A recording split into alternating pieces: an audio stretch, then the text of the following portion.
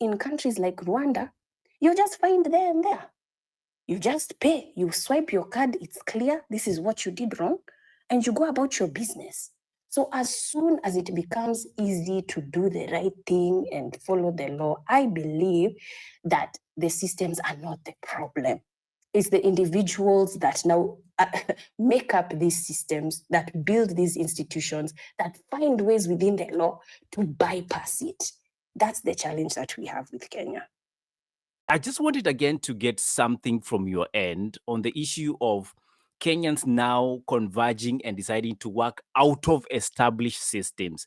When we talk about established systems, from your perspective, what does this translate to? The established systems are the ones that are recognized because, we can't work outside of the law. And according to the Constitution, to have access to power, political vehicles are needed.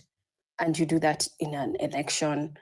And that's clear. And I know Kenya is one country where we emphasize on the rule of law, even though we have witnessed politicians still using the law.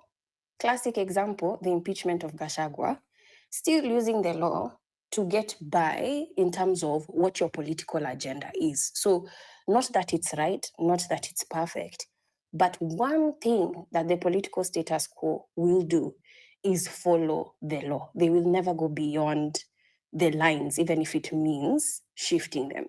I would say that when we look at political institutions, it is a struggle for people who don't have the capital, the resource to be able to buy the tickets, because we understand that it's about influence, which comes with money, or power, which is who do you know or which family do you belong to? And that's how these organs have been running. Do I think that there are alternative parties that are trying to be different? Yes. Are they struggling to survive? Yes. Are they smaller? Yes. But it doesn't mean that it's impossible. And that's why even I talked about independent candidates. This is still within system, but it's not the system that we are used to. Because even these independent candidates, when they enter or they come from smaller parties, like I mentioned, like Okia, entering government, they still need to partner with other members who belong to other parties. So you see them also, in the end, forming another coalition after an election that is not necessarily linked to political party ideology. So for me, this is where I think true change occurs, because even when you look at the way, say, Europe does their elections, they will form coalitions after the election. When you see, particular parties forming together based on how many people were elected, how many people got seats, then you're forced actually to come up with a government together, where parties would not necessarily see eye to eye. To run the country, they have to come together. So coalitions are formed after an election. For us, it's the other way around. When you start forming coalitions even before gaining access to power, you have already bypassed people. It's not about people's interests. It's already about individuals. It's already about certain classes of people.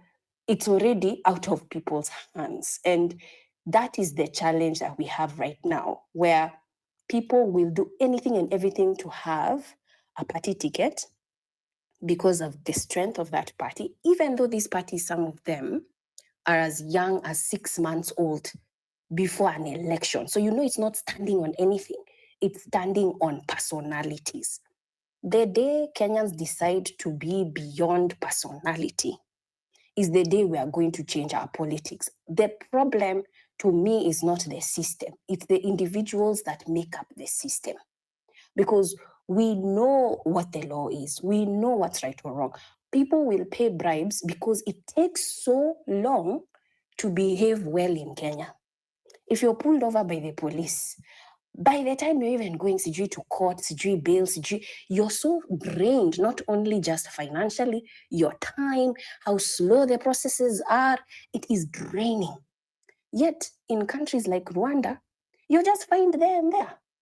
You just pay, you swipe your card, it's clear, this is what you did wrong, and you go about your business. So as soon as it becomes easy to do the right thing and follow the law, I believe that the systems are not the problem. It's the individuals that now make up these systems, that build these institutions, that find ways within the law to bypass it. That's the challenge that we have with Kenya.